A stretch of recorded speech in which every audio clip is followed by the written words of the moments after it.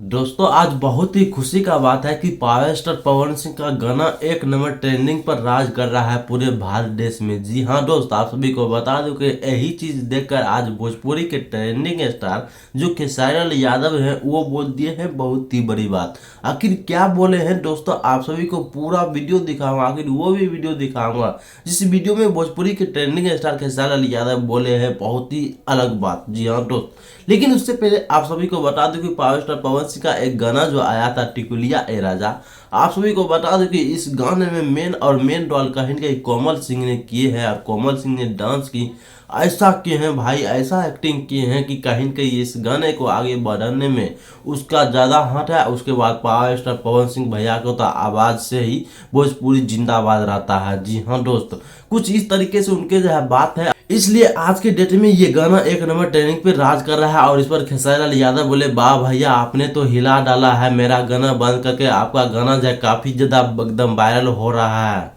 ऐसे दोस्तों आपको क्या प्रतिक्रिया है, क्या खेसारी लाल यादव पावर स्टार पवन सिंह के गाने पर सही बोले या गलत, आप सभी जरूर कमेंट बॉक्स में बताइएगा।